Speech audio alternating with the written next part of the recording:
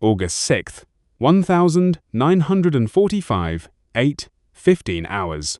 Imperial General Headquarters, Tokyo. A single decoded signal from Hiroshima would dismantle 3 years of carefully maintained beliefs about the nature of industrial conflict. What the Japanese High Command read in that message would force them to face a reality they had spent the entire war refusing to accept. The United States had not been operating at its full potential. It had been deliberately holding back. Deep beneath the Imperial Palace, 90 feet below the surface, the underground war room was encased in reinforced concrete walls, 4 feet thick, designed to withstand any attack. On the morning of August 6th, the chamber buzzed with the quiet, grim routine of a nation slowly losing a war it had once believed winnable. Field Marshal Shinroku Hata's daily intelligence summary had become a ritual of gradual retreat, a careful accounting of losses and setbacks, always framed as temporary setbacks rather than irreversible decline. At exactly 8:15, Lieutenant Colonel Tishi Yamamoto,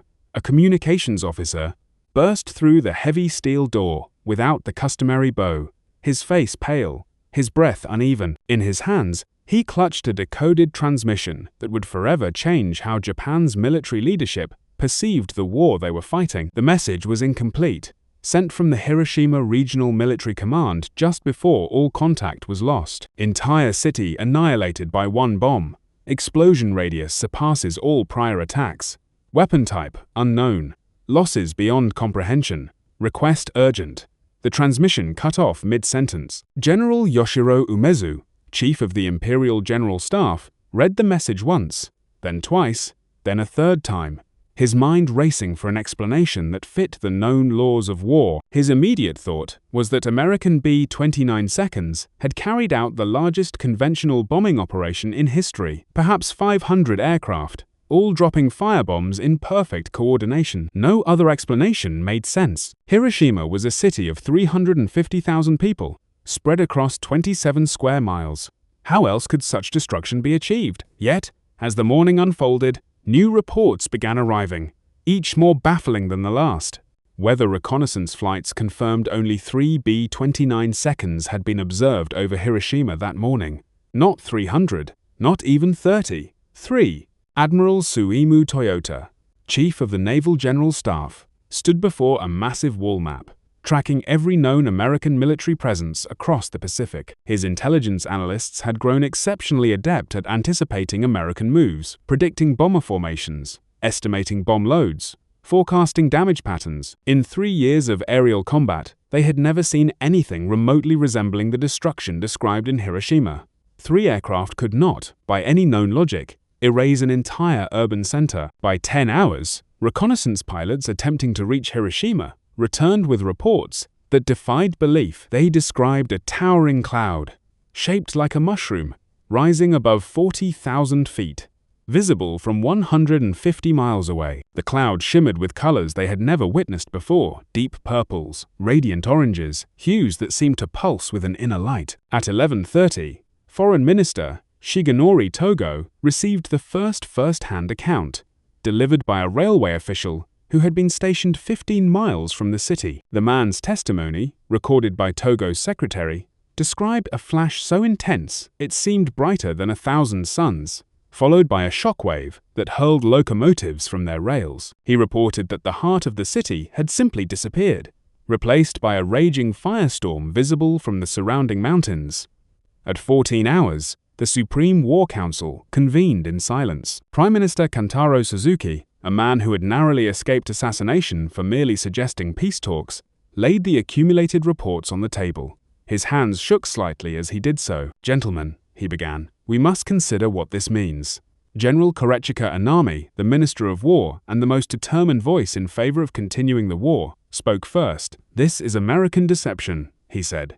"They want us to believe they have weapons they do not possess. Hiroshima was destroyed by conventional bombing, and they are spreading lies to make it seem like the work of 3 aircraft. Admiral Toyota interrupted something he would never have dared under normal circumstances. 3 aircraft, Anami-san. Our radar tracked them. Our observers saw them.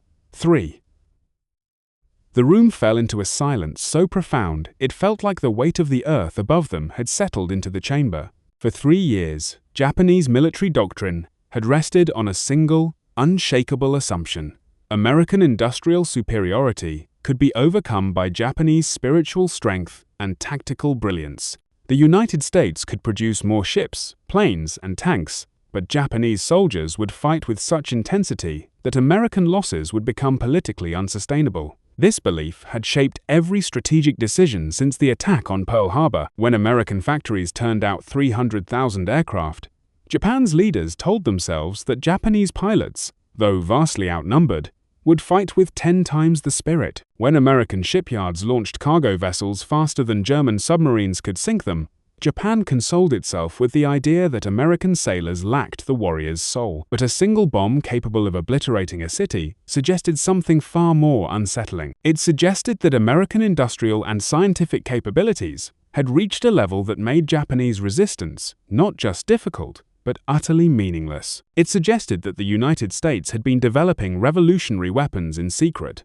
while simultaneously waging a global war on 2 fronts. It suggested that everything Japan's military leadership thought they knew about modern warfare was outdated, obsolete. At 16 hours, Colonel Hideaki Sato, an intelligence officer, delivered his team's analysis. His unit had been tracking American industrial output since 1941, and their figures had been consistently and terrifyingly accurate. The United States had produced 88,410 tanks during the war. Japan had built 6,450. The Americans had constructed 41 aircraft carriers.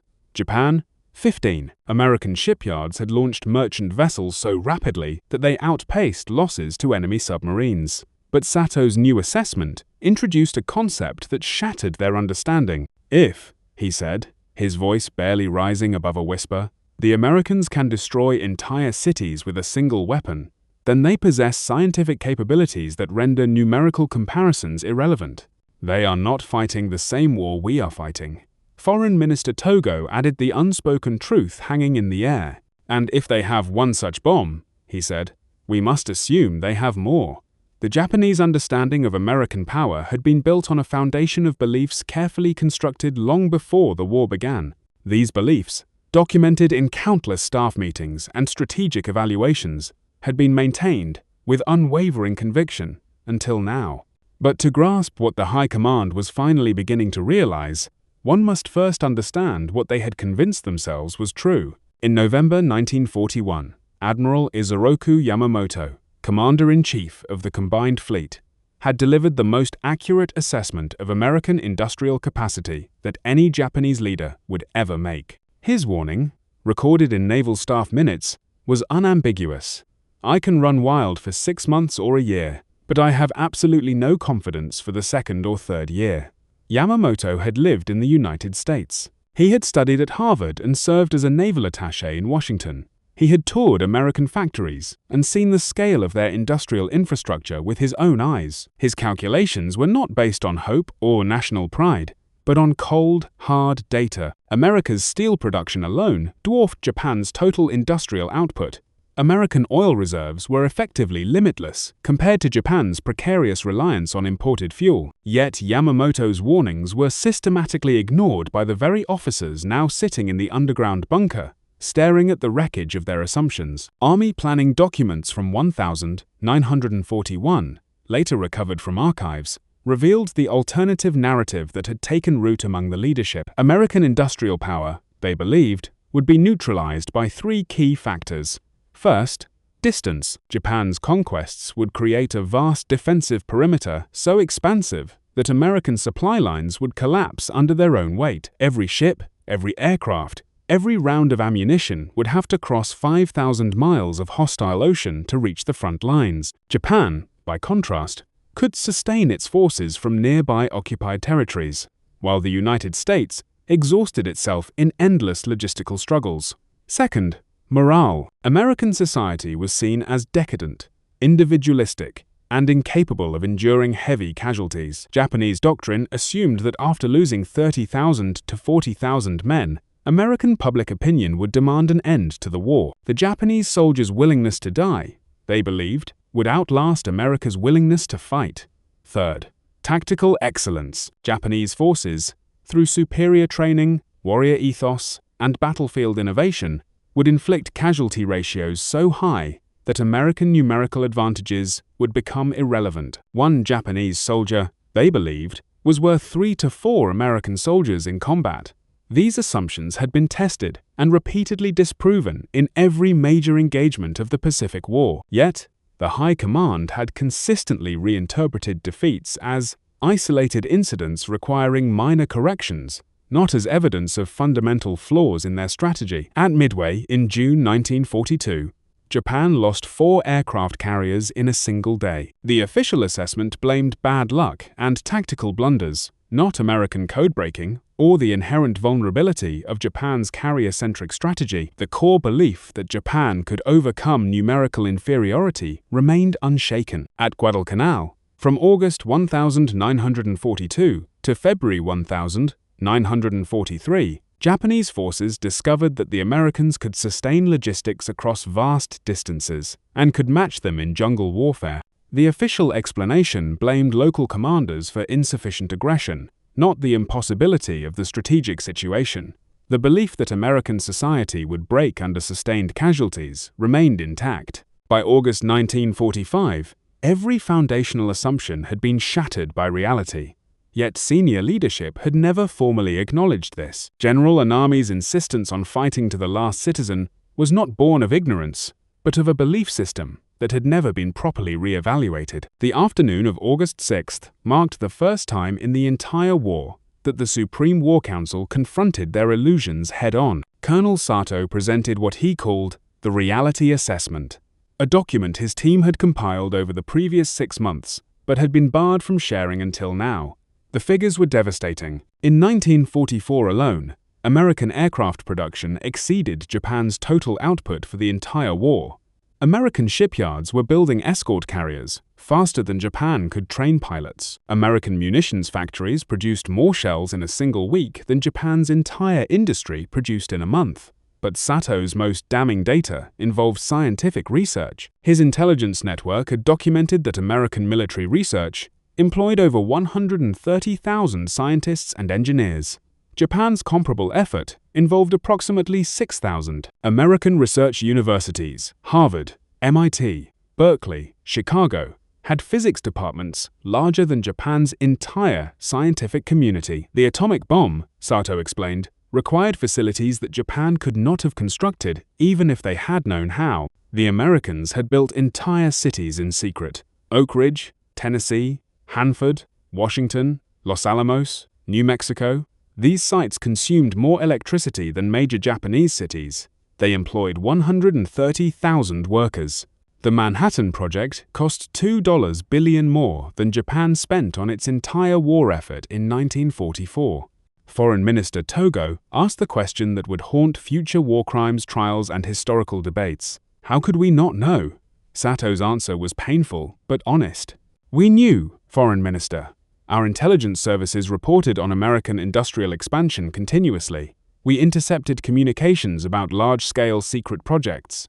We documented their scientific recruitment, but every report was dismissed as exaggeration or propaganda. We chose not to know because knowing would have forced us to accept that we could not win. Admiral Toyota added his own grim reflection. The Americans, he said, fought this war with one hand tied behind their back. They fought Germany and Japan simultaneously while developing weapons we cannot even imagine. They produced more war material than we thought possible while maintaining a civilian economy that exceeded peacetime levels. They are not merely stronger than us. They exist on a different plane of civilization. This realization that America represented not just greater strength, but a fundamentally different category of capability, marked a turning point in their understanding. For 4 years, Japanese propaganda had depicted Americans as materialistic, weak, dependent on machines because they lacked inner strength. The atomic bomb revealed this narrative as catastrophically false. The psychological impact went far beyond military calculations. Cabinet Secretary Hisatsune Sakamizu wrote in his diary that evening, "We have been fighting an enemy we never understood. We assumed they thought like us, that their society functioned like ours, that their limits were the same as ours. Hiroshima proves we were fighting blind." August 7th, 1945. began with confirmation that made Hiroshima's destruction seem even more incomprehensible. Reconnaissance aircraft that finally reached the radiation zone transmitted photographs that circulated among the high command within hours. Major Tsuneo Kitamura, the pilot who flew the first successful mission, reported atmospheric conditions unlike anything he had ever experienced. Updrafts so violent they lifted his plane 2,000 feet in seconds. Air temperatures so extreme they spiked his instruments.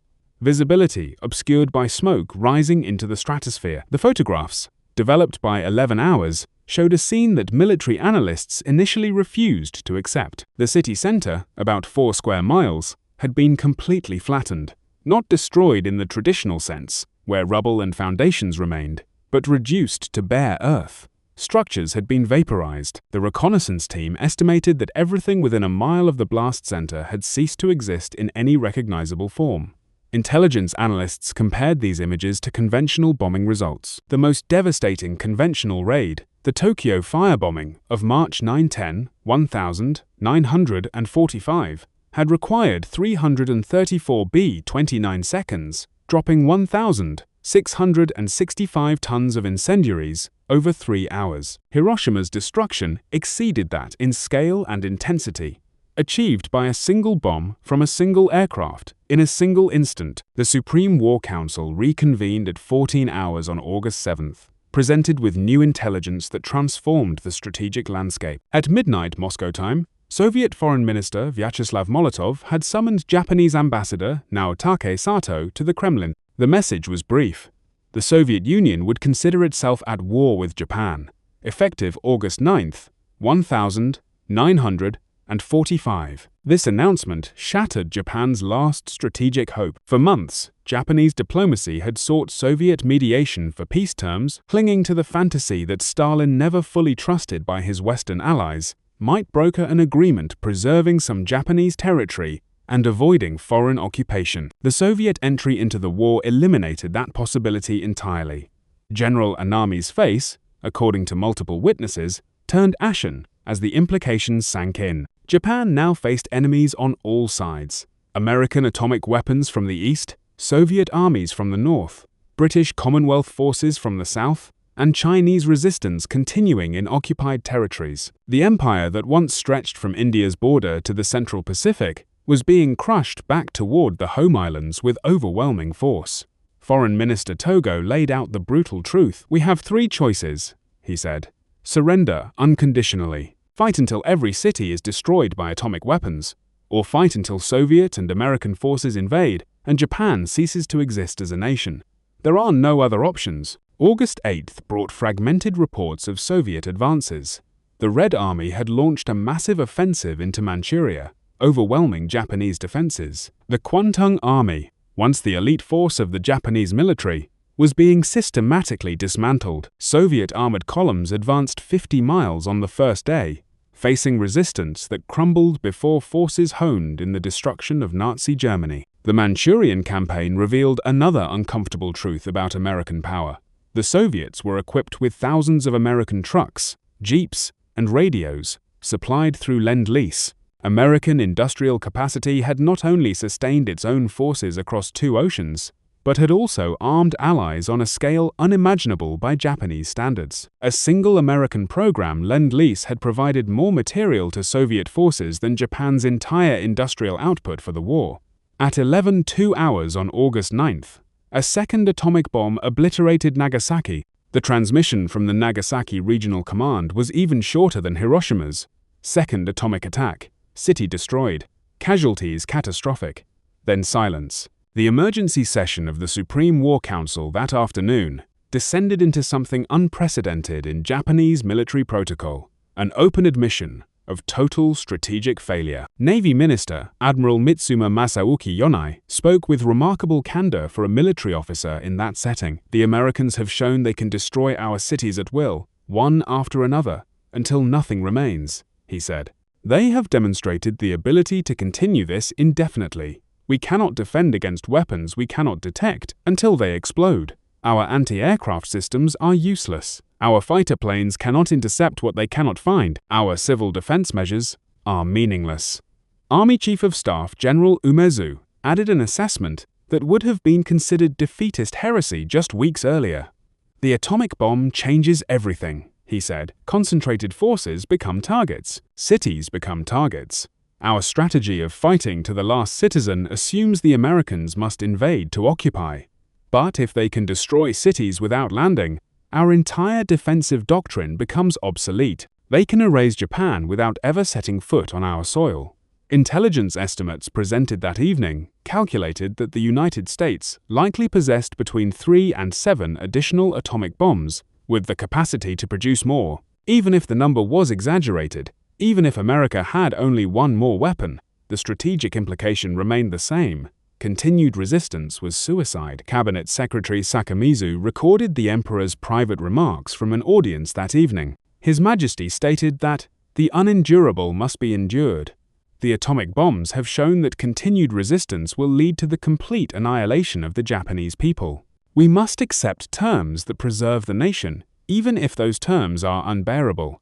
The phrase, "the unendurable must be endured," would become the cornerstone of Japan's eventual surrender announcement. But the path from this private imperial acknowledgement to actual surrender would require overcoming fierce military opposition, even in the face of overwhelming evidence. August 10th brought Japan's formal surrender offer, transmitted through Swiss diplomatic channels. It was conditional. Japan would accept the Potsdam Declaration, provided the emperor's sovereignty was preserved. The American response, delivered on August 12th, was deliberately vague. The emperor would be subject to the supreme commander of Allied powers, but his ultimate status would be determined by the freely expressed will of the Japanese people.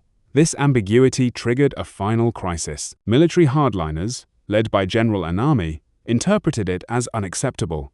They argued for continuing resistance, even in the face of atomic weapons. Their position was no longer based on the hope of victory, but on preserving national honor through destruction, rather than accepting foreign occupation and judgment. The surrender process dragged through late August and early September 1945, but the psychological transformation of the Japanese High Command was complete by August 16th. What followed was not just military defeat, but a total re-evaluation of everything Japanese leadership had believed about modern warfare, industrial capacity, and their own role in the world. The formal surrender ceremony aboard the USS Missouri on September 2, 1945, brought Japanese representatives face to face with the physical manifestation of American power they had so consistently underestimated. Foreign Minister Mamoru Shigemitsu, who signed the surrender document, recorded his impressions in his diary. "The harbor was filled with American warships as far as the eye could see, hundreds of vessels.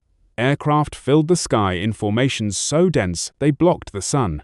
The Americans displayed their strength not through threats, but through sheer presence. This armada represented only a fraction of their total military force, yet it exceeded everything Japan had ever possessed at the height of its power." General Yoshijiro Umezu, representing the Imperial General Staff, noted that the ceremony's location itself was a lesson in American capability. "We surrendered aboard a battleship built in American shipyards in less time than it took us to plan a single naval operation," he observed. The Missouri was one of dozens of capital ships they constructed while fighting across 2 oceans and developing atomic weapons. "We prepared for war for a decade. They prepared for 15 months and buried us." The American occupation force began arriving in late August, and Japanese military observers documented details that reinforced their new understanding. The equipment, organization, and logistics demonstrated capabilities that previous intelligence reports had accurately described, but which the High Command had refused to believe. A single American infantry division moved with more trucks than the entire Imperial Army had ever possessed. American supply operations delivered fresh food to troops, while Japanese soldiers had been starving. American medical facilities treated injuries that Japanese military medicine considered hopeless. In September 1945, Colonel Sato compiled his final report, titled "Why We Lost: An Assessment of Strategic Miscalculation." The document, now preserved in Japan's National Institute for Defense Studies, offered unflinching honesty. "We lost the war in December 1941. It began when we attacked an enemy we did not understand. Every battle afterward was merely the inevitable unfolding of mathematical superiority. American industrial capacity exceeded ours by factors of 10 to 20 inches every category. Their scientific establishment was larger than our entire educated population. Their resources were effectively limitless, while ours depended on conquests we could not maintain. We fought believing spirit could overcome material. We were wrong. The American Occupation Administration, led by General Douglas MacArthur, provided Japanese officials with access to information about American war production, confirming their worst realizations. The United States had produced 88,410 tanks, 257,000 artillery pieces, 2,434,000 trucks, 17 million rifles, and 41 billion rounds of ammunition. Even more astonishing, they accomplished this while maintaining civilian living standards that surpassed Japan's peacetime prosperity. Former Prime Minister Suzuki, in conversations recorded by American occupation historians, articulated what Japanese leadership had finally grasped. "We thought we were fighting a nation of merchants who valued profit over honor, comfort over sacrifice," he said. "We were catastrophically mistaken. We were fighting the most productive civilization in human history, one capable of sustaining a mass consumer economy and total war production at the same time. They didn't choose between butter and guns. They produced both in quantities we found incomprehensible." The details of the Manhattan Project, gradually revealed to Japanese scientists through occupation channels, provided the most humbling lesson. The project had employed 130,000 people and cost $2 billion more than Japan's entire 1,944 military budget. It required constructing facilities that consumed more electricity than major cities. It involved theoretical physics at levels Japanese scientists had never imagined possible. The atomic bomb was not merely a weapon, but proof of scientific and industrial capabilities that placed America in a different category of civilization. Admiral Toyota's final assessment, written in 1946 for occupation historians, captured the complete reversal of Japanese military thinking. "We began the war believing American democracy made them weak," he wrote. "Their diversity made them divided. Their wealth made them soft. We ended the war understanding that democracy fostered innovation, diversity provided talent, and wealth funded capabilities we could never match. Every assumption we held was not merely incorrect, it was precisely the opposite of the truth." The psychological impact on military leadership manifested in different ways. Some, like General Anami, chose death rather than live with the knowledge of how profoundly they had miscalculated. Others, like Admiral Yonai, became advocates for complete demilitarization, arguing that Japan's militaristic culture had led to catastrophic strategic blindness. Most simply struggled to reconcile the image of themselves as warriors with the reality that they had led their nation into an unwinnable war through systematic self-deception. Japanese historians, working under occupation supervision, began documenting how thoroughly intelligence reports had been ignored. Accurate assessments of American production had been dismissed as defeatism. Warnings about American scientific capabilities had been suppressed as harmful to morale.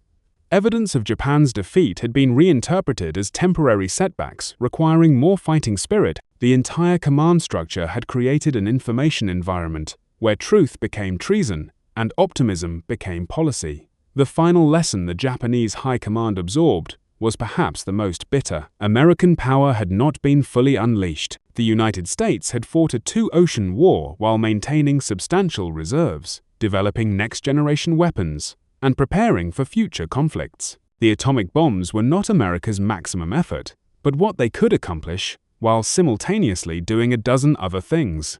Japanese forces had fought with the total commitment of every resource. American forces had fought with comfortable margins everywhere. By 1947, when American occupation officials conducted comprehensive interviews with former Japanese military leaders, the transformation was complete. General Umezu's testimony to occupation historians summarized what the High Command had finally understood. "We lost," he said, "because we never understood our enemy.